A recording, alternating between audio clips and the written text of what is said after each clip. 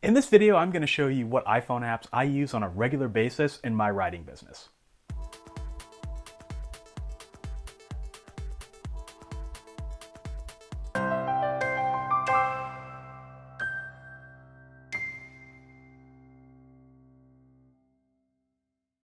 What apps do you use on a regular basis? If you're like me, the center of your publishing business is probably in your pocket, and that's your smartphone. I love a good, useful app, so here are the apps I use in my writing business that help me stay organized on a daily basis.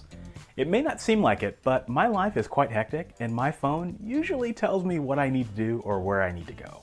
We'll stick to the first screen on my phone. I use Messages, well, because that's self-explanatory. I also use Tiny Calendar. The default Apple Calendar app isn't very good, and this is the best app I found after a pretty long search. It syncs with Google Calendar, and it has a beautiful looking interface that I can glance at very quickly and verify what I need to do on any given day. I use Maps because I have a terrible sense of direction. The most popular app I use is Inbox by Google.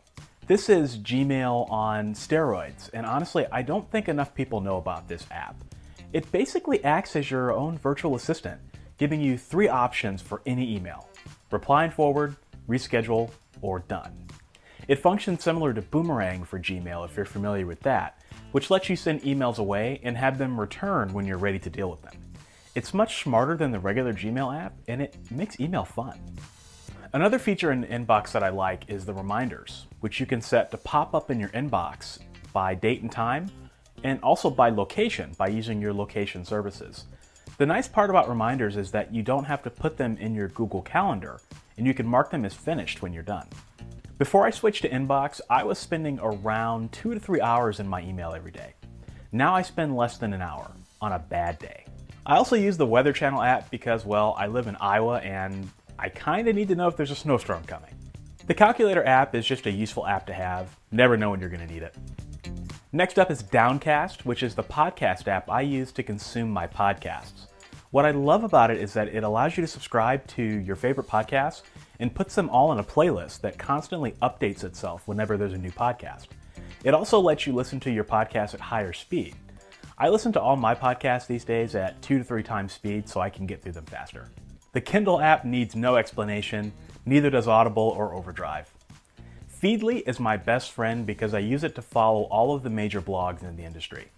I use it to browse through hundreds of articles each day, and I save the most important articles to an app called Pocket in order to read them later. I've talked about Evernote plenty of times, so I don't need to cover it here. Next up are my social media apps. YouTube for watching and commenting on YouTube videos.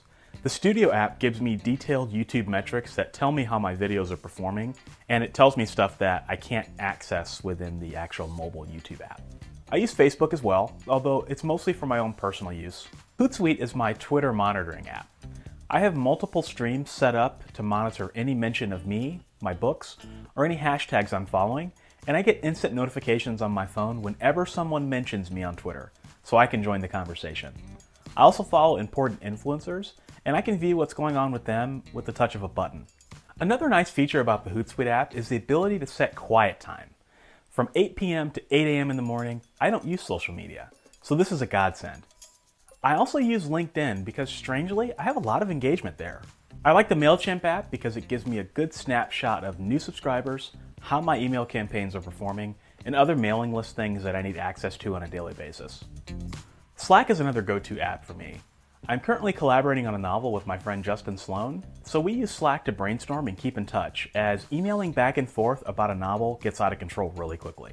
I also have Dropbox on my phone. Sometimes I need access to documents on my phone, so it comes in handy. I also use Google Docs and Google Sheets for documents that are related to my business. And of course, we have the phone, Chrome app, the Pro Camera app that I use to shoot these videos, and music, because, well, everyone needs music. So there you go. Those are the apps I use right now. Apps are always subject to change, and it seems like, every 2 or 3 months, I'm always finding another app that changes my workflow. But this is what I use right now, and perhaps these can help you with your publishing business. If this is your first time watching, I'd love to have you subscribe. Every week I do videos with craft, marketing, and business advice. I also cover publishing industry news that will help you grow your author business, sell more books, and connect with readers. I hope I can play a small part in your future success because it's time for you to get the author career that you deserve. So subscribe, and I'll see you guys in the next video. Thanks for watching.